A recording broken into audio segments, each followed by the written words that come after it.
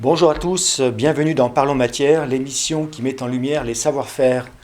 Aujourd'hui, nous accueillons Eric, cofondateur et président de la société Scale. Bonjour Eric. Bonjour Christophe. Alors, aujourd'hui, nous allons parler de la scalite, un matériau issu de la mer. Pourquoi un matériau issu de la mer, Eric? Parce que la scalite, c'est tout simplement le premier matériau réalisé à 100% à base d'écailles de poisson. Alors, qui le réalise? On le réalise, nous, notre société qui s'appelle Scale, une société qu'on a créée donc, il y a maintenant 2 ans et demi, qu'on a créée, donc c'est une histoire, c'est un peu une histoire de famille. Scale, c'est une re-rencontre avec mon cousin qui est Édouard de Drezy, qui est un entrepreneur, un serial entrepreneur comme on dit en anglais. Et moi qui donc avait ce projet de longue date, un projet donc de matériaux issus de la mer. Alors, c'est quoi la scalite? Alors la scalite, c'est donc un matériau 100% issu des écailles de poisson, un coproduit de l'industrie marine, de l'industrie de la pêche. Donc aujourd'hui, on récupère ces écailles en Bretagne. Donc ici, j'ai amené des échantillons. Toutes ces écailles viennent de sardines pêchées au large de Douarnenez ou de saumon d'élevage de Norvège. Donc voilà, la scalite est un matériau 100% écaille. Donc quand je dis 100%, c'est-à-dire qu'il n'y a réellement aucun additif. C'est par ailleurs un matériau qui est biodégradable et non délétère. D'accord, donc on comprend, on collecte des écailles, donc sardines et saumon, Ouais. comme vous l'avez précisé, donc sur des zones de pêcherie, je suppose. Ouais. Donc ces écailles vous arrivent sous forme d'écailles ou c'est déjà des choses qui sont pré-traitées, qui sont des poudres, qui sont... Non, aujourd'hui, donc ce sont des écailles que nous recevons de nos partenaires marailleurs. Donc ces acteurs qui sont à la fois qui vont acheter donc les poissons au port de pêche et transformer le poisson pour le revendre au supermarché, au restaurant, etc. C'est eux qui ont aujourd'hui ce gisement-là. Nous, on les achète à ces gens-là, on les transforme effectivement en une poudre. Et à partir de ces poudres-là, nous, on les transforme selon notre formulation qui est donc, en cours de brevetage. Donc on a un process, vous collectez ces écailles, vous les broyez donc, pour en faire une poudre, Ouais. et donc à partir de là, il y a certainement un agglomérant, Oui, alors un du coup, collagène. effectivement, il y a un. Alors l'écaille, c'est un peu comme l'os, c'est 50% d'un biopolymère qu'on appelle le collagène, qui est donc le polymère le plus représenté dans le genre animal. Et puis il y a une partie minérale, tout comme dans notre os, et là il s'agit plutôt de calcium. Donc nous en fait on va utiliser et activer ce polymère de l'écaille et le mélanger à son minéral pour créer un matériau qui soit uniforme. Certainement ce qui donne le nom de ce produit. Ah bah tout à fait, du coup effectivement scalite, pierre d'écaille, voilà.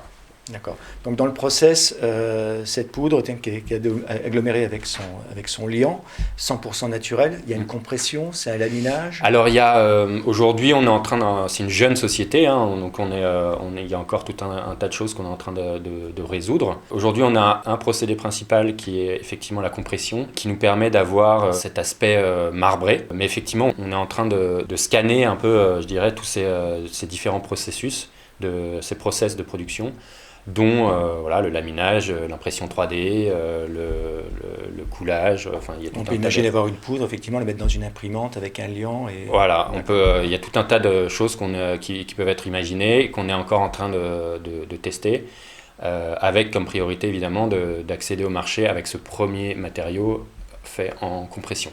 Alors, quelle est sa performance environnementale? Alors, donc, effectivement, les performances principales de ce matériau sont environnementales, c'est-à-dire qu'aujourd'hui, c'est un matériau qui non seulement est biosourcé, et du coup, qui a sur une base qui est renouvelable, Et c'est un matériau qui est, comme il est 100% naturel, il est aussi 100% biodégradable. Et c'était un peu la promesse de notre société, c'était de faire des matériaux qui soient non délétères. Qu'est-ce que ça veut dire non délétère? Ça veut dire que le cas où une partie ou un peu de notre matière retourne à l'océan ou retourne dans l'environnement naturel, il n'y a absolument zéro impact.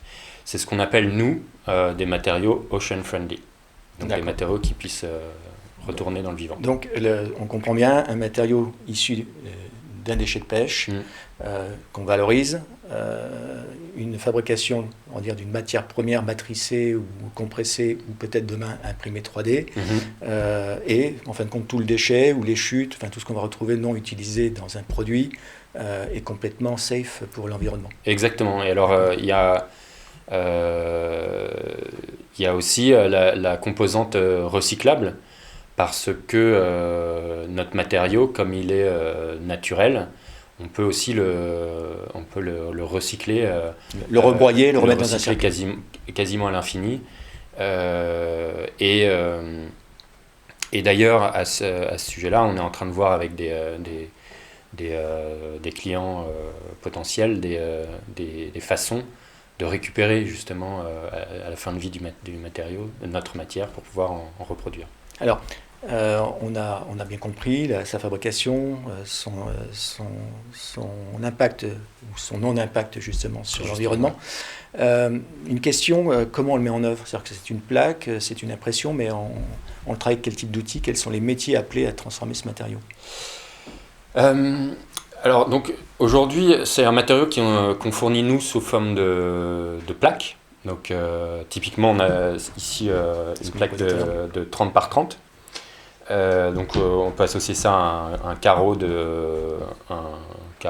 comme on a des carreaux de céramique, des carreaux de ciment, etc.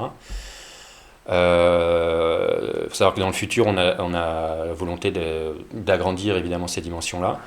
Donc, il y a plusieurs scénarios possibles. Le premier scénario qu'on favorise aujourd'hui, c'est un travail avec une prescription directe avec les architectes ou les prescripteurs, c'est-à-dire par exemple, on travaille avec des marques. Là, vous êtes plus sur la partie marché. Exactement. Qui n'est pas le sens de ma question, qui est la mise en œuvre. Tout à fait. Ou si vous préférez développer le marché, Non, c'est-à-dire que on y vient par le marché, c'est-à-dire que en fait, ces marques-là demandent de l'agencement d'intérieur. Donc l'agencement d'intérieur pour du retail typiquement, on va préférer passer via un agenceur, un menuisier, un ébéniste, qui lui va mettre en forme notre matière.